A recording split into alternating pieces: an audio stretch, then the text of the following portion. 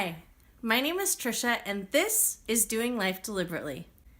Today we're going to talk about how to teach spelling in your homeschool. The reason that I wanted to talk about how to teach spelling specifically is because we have really had a serious struggle with spelling in our home.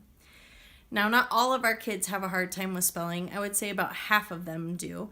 But I have had to really learn along the way about how to teach them spelling. So I'm going to show you the curriculum that we use for spelling. I'm going to share with you some of the different ways that we have supplemented the spelling curriculum to help our kids learn how to spell better. The first thing I want to do is show you the curriculum that we used for spelling, which I've really enjoyed. It's very simple. We use a spelling curriculum from Modern Curriculum Press, and it's called Spelling Workout. It comes in letter levels, so this one is B, but A, B, C, D, and so on. And there's about 4 pages for every week of spelling. So going into B here, the first page will give you something to read that follows the rule for the words that they've chosen for that week. The second page will give the list words and then just a simple exercise. There'll be more exercises on the third and fourth page. And there's usually like some sort of proofreading on the fourth page, as well as a little bit of writing in the bottom. So it's really very simple. What I do for our kids is I have them do 2 pages on the first day. So they'll read the first page and then they'll do the second page that has the list words on it. And I mean, really at the most, it's like 15 minutes for them to do those 2 pages. Then I'll have them do the 3rd page on the 2nd day of school, the 4th page on the 3rd day of school, and then I will have them take a test on the 4th day of the week, on Thursday. And if spelling comes easily for them, then that really will be all the spelling work that I will give them.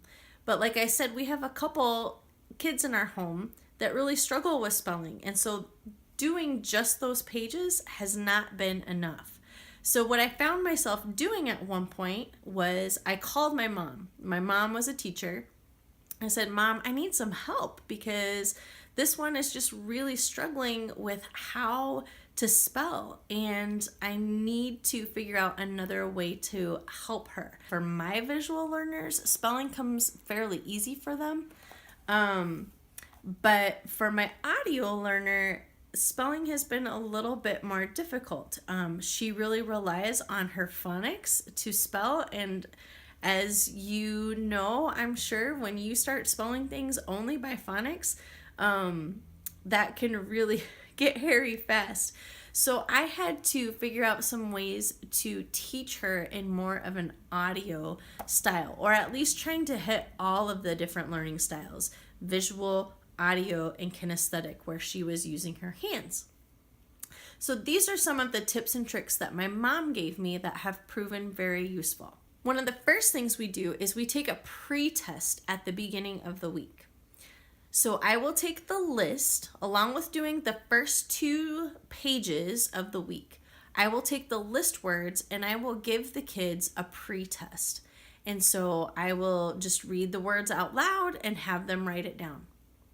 This becomes useful because what I do then is I take the ones that they missed on the pre-test, and those are the words that I will test them on at the end of the week. So the words that they already know how to spell, done.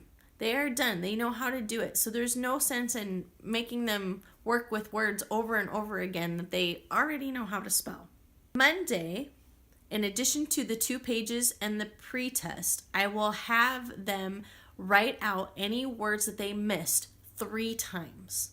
So they'll do the 2 pages in the spelling book, they will take the pre-test, and if they missed words on the pre-test, then I will have them write out those missed list words 3 times each. On Tuesday, I will have them do another activity. So, a tactile way of working with the words is to use these letter tiles.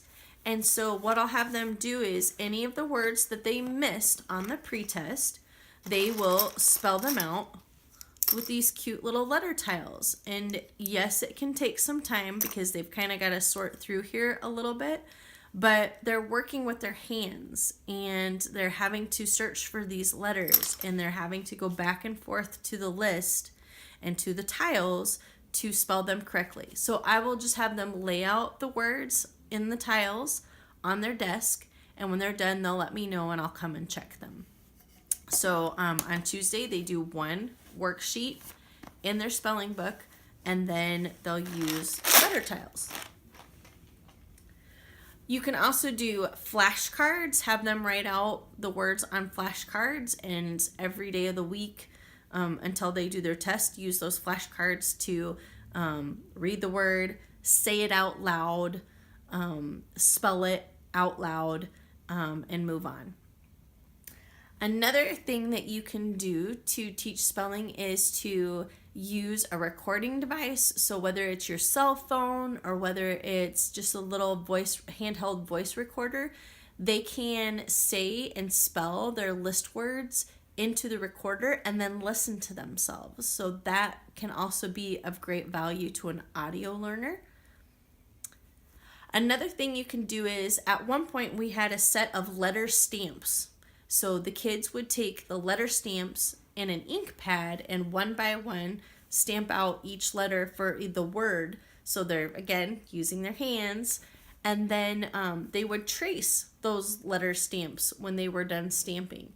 And so as much as they can use their hands, use their ears, use their eyes, do all those things together, they're interacting with those words and learning how to spell. So at the very end of the week, then, I would give them a test just on the words that they missed on the pretest.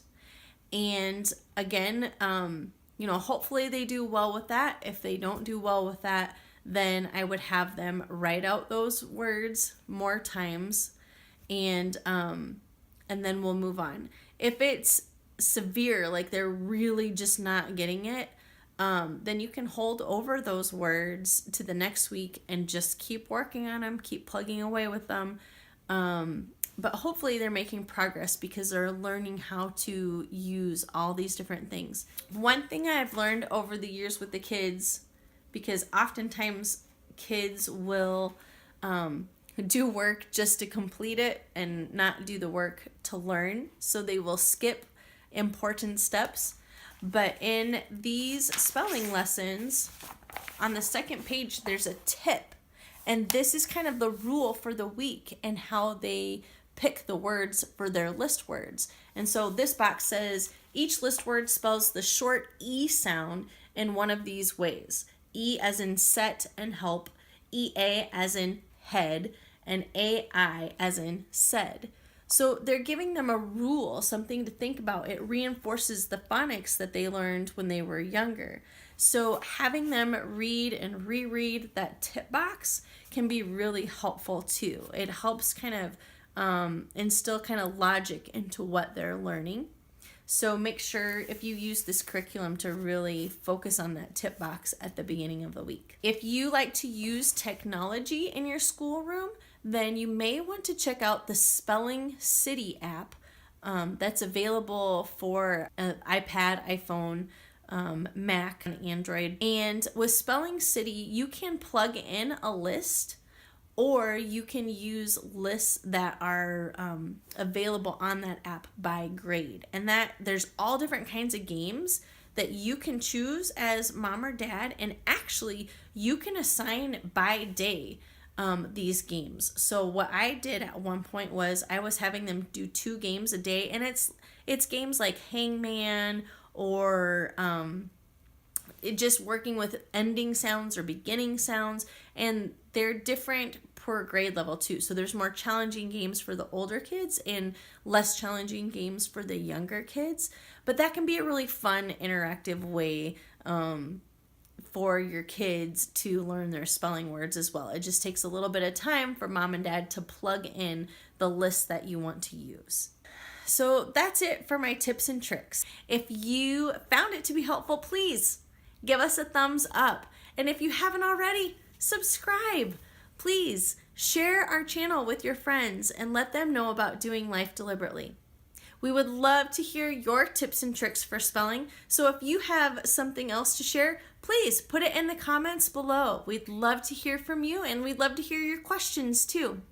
Until next time, thanks for joining us on Doing Life Deliberately. Bye!